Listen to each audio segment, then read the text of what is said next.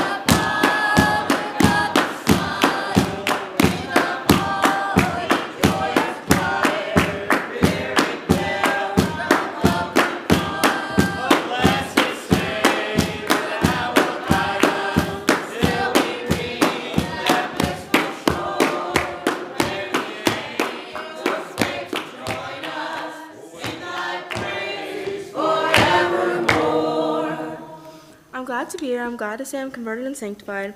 And I've been reading the story of Job lately. But before I start reading that, I'm going to read some scripture in Jeremiah 29, starting in the 11th verse. And it says, "For I know the thoughts that I think toward you, saith the Lord, thoughts of peace and not of evil, to give you an expected end. Then shall ye call upon me, and ye shall go and pray unto me, and I will hearken unto you. Amen. And ye shall seek me and find me when ye shall search for me with all your heart. And I will be found of you, saith the Lord. And I will turn away your captivity, and I will gather you from all the nations and from all the places whither I have driven you, saith the Lord. And I will bring you again into the place whence I caused you to be carried away captive." And then starting in the 6th verse of Job, it says, "Now there was a day when the sons of God came to present themselves before the Lord. And Satan came also among them. And the Lord said unto Satan, Whence comest thou? Then Satan answered the Lord and said, From going to and fro in the earth, and from walking up and down in it. And the Lord said unto Satan, Hast thou considered my servant Job, that there is none like him in the earth, a perfect and an upright man, one that feareth God and escheweth evil? Then Satan answered the Lord and said, Doth Job fear God for naught? Hast thou not made an hedge about him and about his house and about all that he hath on every side? Thou hast blessed the work of his hands, and his substance is increased in the land. But put forth thine hand now, and touch all that he hath, and he will curse thee to thy face. And the Lord said unto Satan, Behold, all that he hath is in thy power, only upon himself put not forth thy hand. So Satan went forth from the presence of the Lord. And there was a day when his sons and his daughters were eating and drinking wine in their eldest brother's house. And there came a messenger unto Job, and said, The oxen were plowing, and the asses feeding beside them. And the Sabeans fell upon them, and took them away. Yea, they have slain the servants with the edge of the sword, and only am escaped alone to tell thee. While he was yet speaking, there came another, and said, The fire of God is fallen from heaven, and hath burned up the sheep and the servants, and consumed them. And I only am escaped alone to tell thee. While he was yet speaking, there came also another, and said, The Chaldeans made out 3 bands, and fell upon the camels, and have carried them away.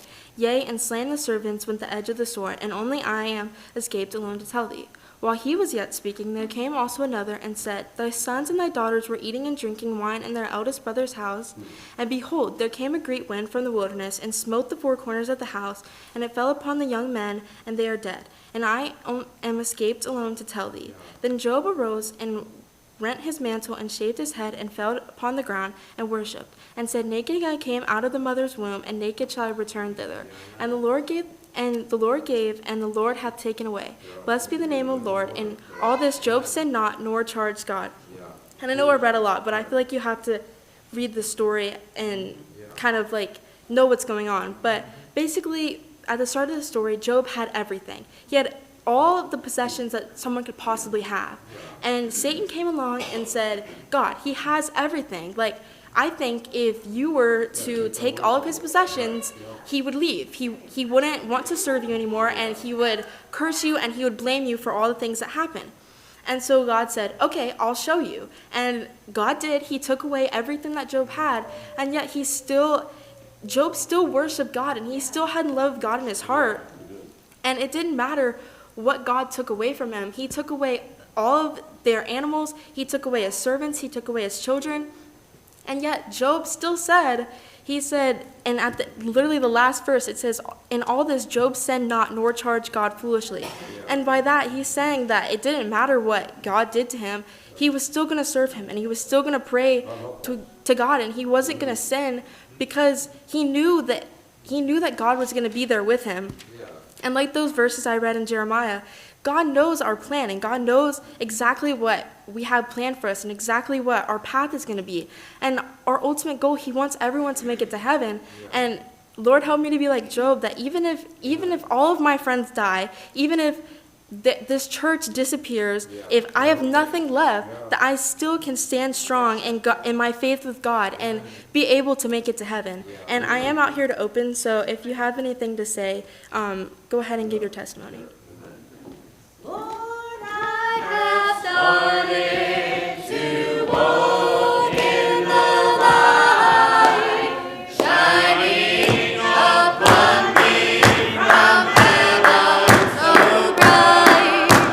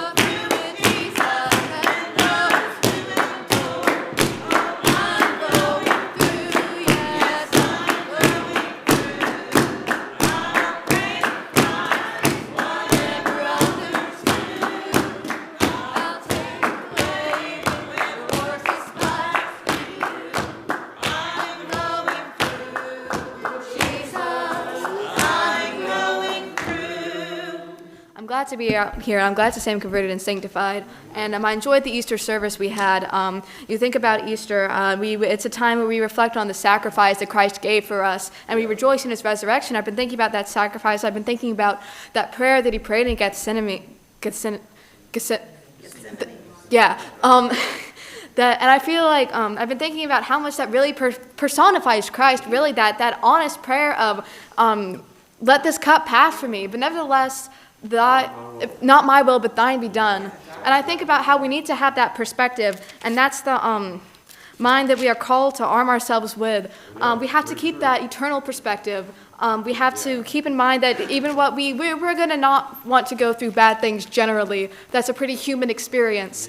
But God, we have to have the understanding that God gives us these things for a purpose, and so that we can grow. And it's not just a localized victory either. I think a lot of times we think about it in relation to ourselves of, okay, how is this victory? How is this overcoming? How is this experience helping my spiritual life? And it can definitely apply to yourself. Definitely keep that in mind going forward. Remember the victories, stake those landmarks.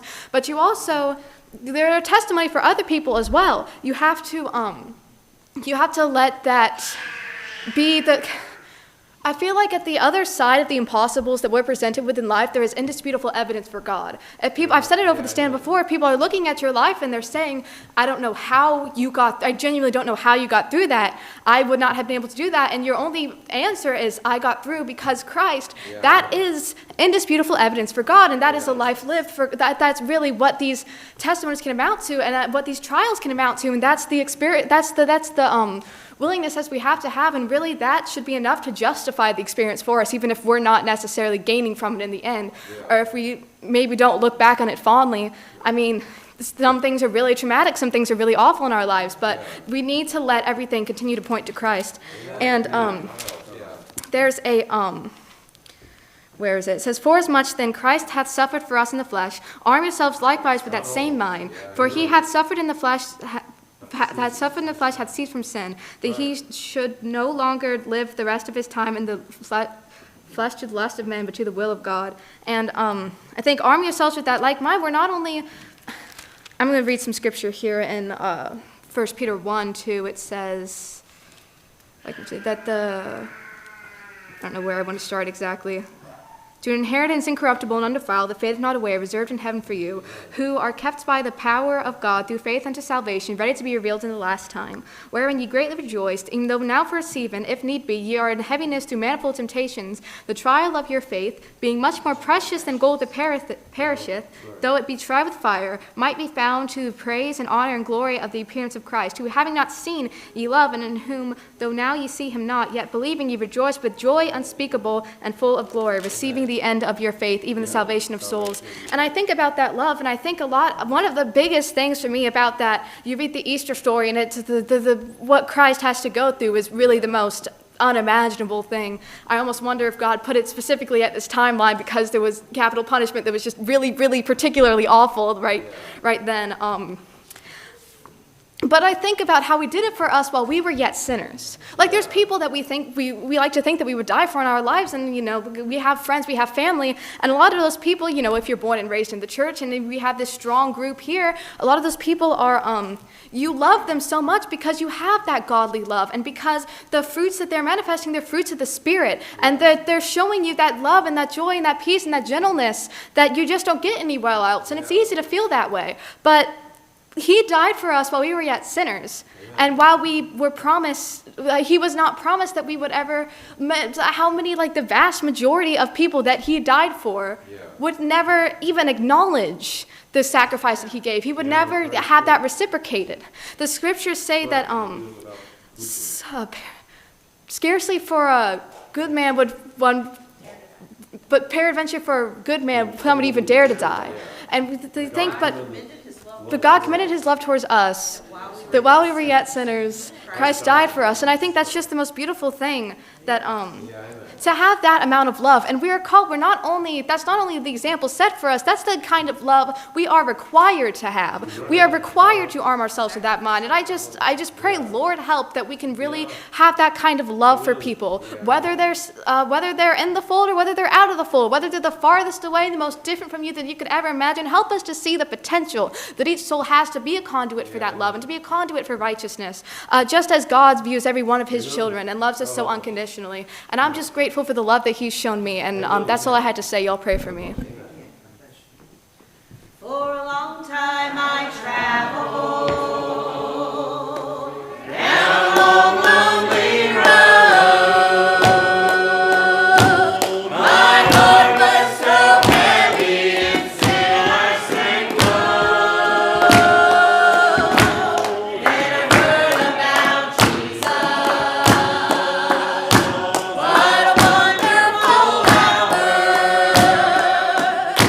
I'm so glad that I found out He would bring me out through His saving power. Thank God I am free, free, free from this world of sin. I'm washed in the blood of Jesus. I've been born again. Hallelujah, I'm saved, saved, saved by His wonderful grace. I'm so glad that I found out He would bring me out and show me the way. Like a bird out of prison, let's make His flight. Like a blind man that God came back His sight. Like a poor wretched beggar that's found fortune and fame. I'm so glad that I found out He would bring me out through His holy name. Thank God I am free, free, free from this world of sin. I'm washed in the blood of Jesus. I've been born again. Hallelujah, I'm saved, saved by His wonderful grace. I'm so glad that I found out He would bring me out and show me the way. I'm glad to be here, and I'm glad to say I'm converted and sanctified. And lately I've been reading in Hebrews. I'll just start reading in the 6th chapter, starting in the 17th verse. Wherein God, willing more abundantly to show unto the heirs of promise the immutability of his counsel, confirmed it by an oath, that by two immutable things in which it was impossible for God to lie, we might have a strong consolation, who have fled for refuge to lay hold upon the hope set before us. Which hope we have is an anchor of the soul, both sure and steadfast, and which entereth into that wherein the veil, within the veil, whither the forerunner is for us entered, even Jesus made a high priest forever at the order of Melchizedek. So it's saying that we have an anchor in Jesus, and it's sure and steadfast. So no matter what, you have an anchor in Jesus. You have something eternal you can hold on to forever. And I couldn't find the song, but it goes like, we have an anchor that keeps our soul steadfast and sure while the billows roll, fastened to the rock which cannot move, round and firm and deep in our Savior's love. And I always loved that song. We learned it in Bible school one year, and it's fulfilling to know that no matter what, we can always have something sure and steadfast in our life. And I'm just glad to be here, and I'm glad to be converted and sanctified. Pray for me. Will your anchor hold in the storms of life when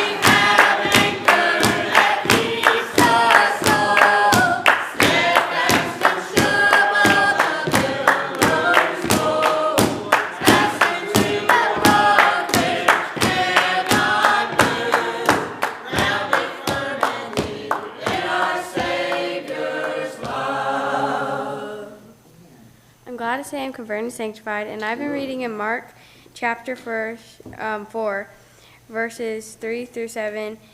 Hearken, behold, there went out a sower to sow, and it came to pass, as he sowed, some fell by the wayside, and fowls of the air came and devoured it up. And some fell on the stony ground where it had not much earth, and immediately it sprang up, because it had no depth of earth. But when the sun was up, it scorched and had no roots, and withered away. And some fell among the thorns, and the thorns grew up and choked it, and yielded no fruit. And others fell on the good ground, and did yield fruit, sprang up and increased, and brought forth some 30, some 60, and some 100. And I don't want to grow up on the ground that would scorch me to death or choke me, or would have no roots to grow. I don't know who would, but it's not that hard to just go on the good ground.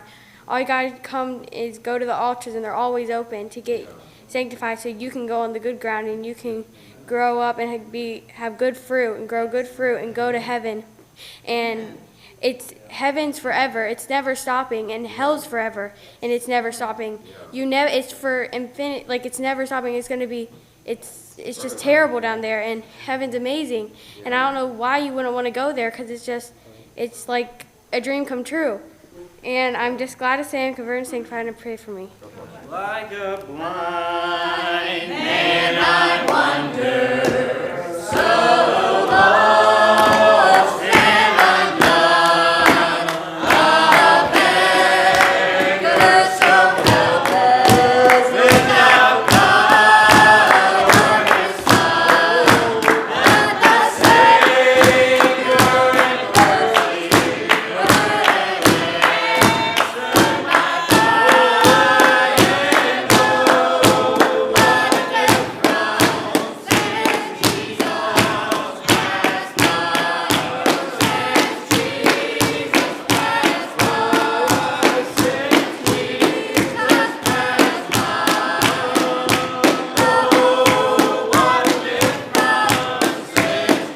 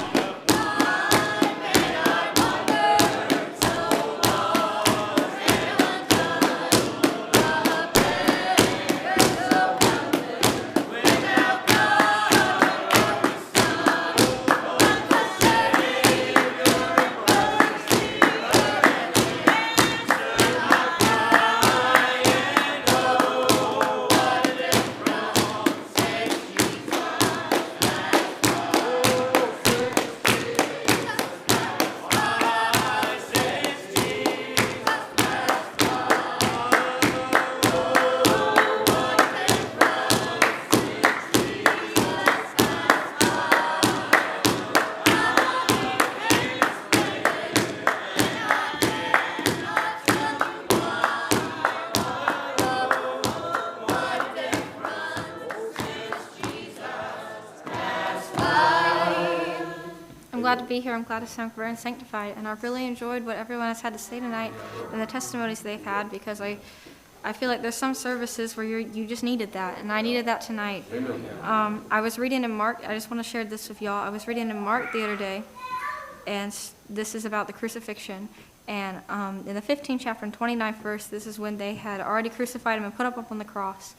And they that passed by railed on him, wagging their heads, saying, Ah, thou that destroyest the temple, and buildest it in 3 days, save thyself, and come down from the cross. Likewise also the chief priests mocking said among themselves with the scribes, He saved others, himself he cannot save. Let Christ the King of Israel descend now from the cross, that we may see and believe. And they that were crucified with him reviled him. And the part that got me, that we may see and believe. But Jesus says, and I believe he told Thomas that because thou hast seen, thou hast not believed. And I try to make the promise to the Lord that I'll walk by faith, because I don't need to see to believe. I just need to know that Jesus is with me, and he'll be there with me even through the tough times, and I can get through it because of Christ. I love the songs. I love when we sing I'm Going Through. I love the songs that are along that line. So one of the ones I love is I'm in this way to stay, and the chorus is I'm in this way to stay, go every step of the way. I'll stand my ground and wear a crown and play on a harp someday. And when the battle is over and the victory all is won and all the saints meet on the pure gold streets, I'll rest by and by. Amen. And I just love the Easter story, and I love this Easter season, although it's past now. But that's what we celebrate every single day. And I'm walking by faith and not by sight. And that's all I had to say. Y'all pray for me. I go every step of the way.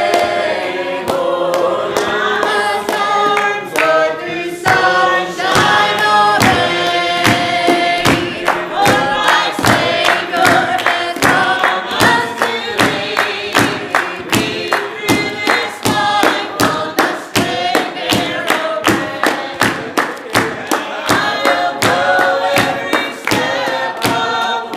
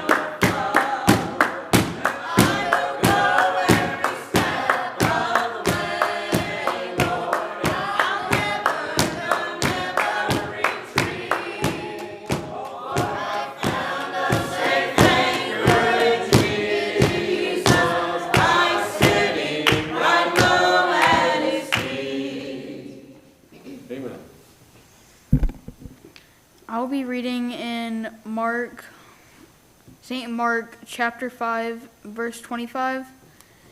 And a certain woman which had an issue of blood 12 years, and had suffered many things of many physicians, and had spent all that she had spent, and nothing bettered, but rather grew worse. Yeah. Then she had heard of the Jesus came and pressed behind and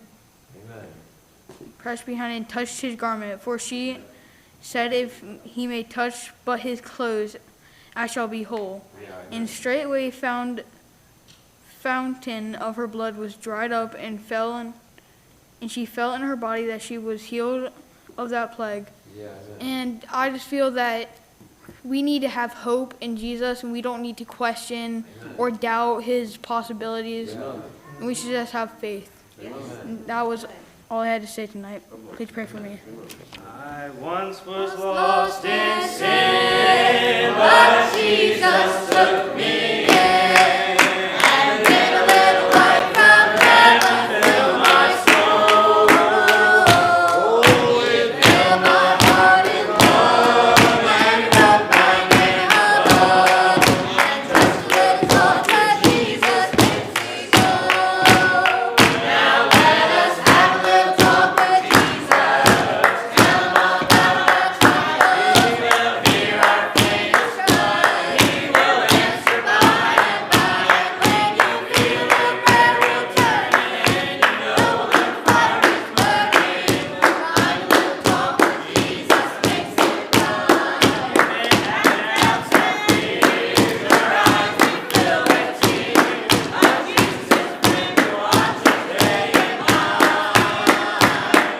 And good God in heaven, He knows my every care. And just a little talk with Jesus makes it right. Now let us have a little talk with Jesus. Tell him all about our trials. He will hear our faintest cry. He will answer by and by. And when you feel the prayer will turn, and you know the fire is burning, find a little talk with Jesus makes it right. I once was lost in sin, but Jesus took me in. And did a little light from heaven fill my soul. And he filled my heart with love, and wrote my name above. And just a little talk with Jesus makes me whole. Now let us have a little talk with Jesus. Tell him all about our trials. He will hear our faintest cry. He will answer by and by. You feel the prayer will turn, and you know the fire is burning. Find a little talk with Jesus makes it right. You may have doubts and fears, your eyes be filled with tears, but Jesus is a friend who watches day and night. I know the God in prayer, He knows my every prayer, and just a little talk with Jesus. Now let us have a little talk with Jesus. Tell him all about our trials. He will hear our faintest cry. He will answer by and by. Feel the prayer will turn, and you know the fire is burning. Find a little talk with Jesus makes it right. I'm glad to be here and glad to say I'm converted and sanctified. And we had a great service. We had a bunch of testimonies. I really loved that. I'm not here to close, so if you have any more short testimonies, get them ready. We had singing at our Easter feast meeting this year, and we sang this song. It's in the white book. It has more verses, but I think it was "The Longer I Serve Him." Yeah. And Amen. Very true. and we sang it for a while. It was at the end of song service. It rolled right into the regular service, and it says, "Since I started for the kingdom, since my life He controls, since I gave my heart to Jesus, the longer I serve Him, the sweeter He grows." And then every need He is supplying, plenteous grace He bestows. Every day my way gets brighter, the longer I serve Him, the sweeter He grows. And that was just such a pretty song. Wanted to mention that one blessed me during a feast meeting. But anyway, so I've been thinking about Easter's, like all y'all, and what I heard this. I'm not sure if it was here, where it was said, but I heard someone talk about how. Here, I'll just start reading. It's right, the 35th verse in Mark.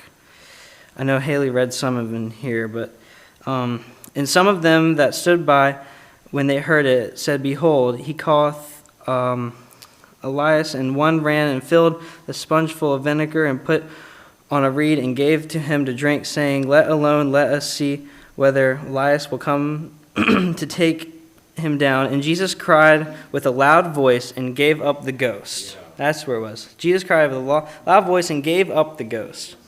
And the veil of the temple was rent in twain from top to bottom.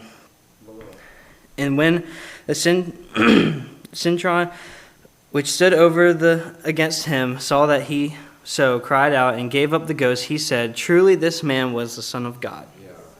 And so what I was thinking about with this was how God really did make the ultimate sacrifice, because he gave up something that is almost impossible to think about, which we had what he did give up, we had previously in the Bible, in Genesis. So go over here real quick. Put the thing down. Here we go. Abraham was on the mountain, and he had Isaac with him on the mountain. And God told him to go up to the mountain and offer up his son, which is exactly what God did for us. That's right, very true. And it says, and he said, let's see. This is right when he's about to strike Isaac. "And Abraham stretched forth his hand and took the knife to slay his son. And the angel of the Lord called unto him out of heaven and said, Abraham, Abraham. He said, Here am I. And he said, Lay not thine hand upon the lad, neither do thou anything unto him. For now I know that thou fearest God, seeing that thou hast not withheld thy son, thy only son, from me."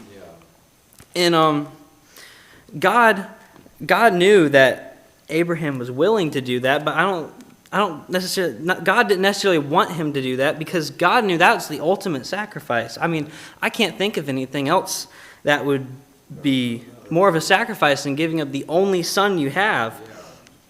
And that's what God did. He did the ultimate sacrifice, but what I got out of this too is that Jesus was okay with it. He was willing, because he knew that had to happen. Jesus cried with a loud voice and gave up the ghost. Jesus made a choice to save your life. God could have not let this happen. I mean, God created the world. God killed armies. God made a fish to swallow up Jonah. God can do anything. Jesus didn't have to die. I mean, we wouldn't be able to go to heaven that way, but God could have stopped it. But Jesus knew that was the only way to save the rest of humanity from being in sin eternally. And it was just such a powerful thing that God knew that had to be the ultimate sacrifice, and Jesus knew it had to be the ultimate sacrifice. And Jesus made that choice, and you have a choice today. That's right. To make a sacrifice that really is not as ultimate as that. You just have to give up yourself to Jesus. And we talk about how when you get sanctified, God is the top, and you have to give your marriage to God. You have to give your time, your money, your children to God. You have to give it all to Him. And that's a choice you have to make. and we make a choice to get out of bed every morning. So, and we make a choice to serve God or not. So, what I ask you tonight is, what's your choice? And if your choice is the devil, well, that's your choice. If your choice is God, that's also your choice. But if you're not sure about your choice tonight, come talk to God about it. Let's all stand and sing a song of invitation. I never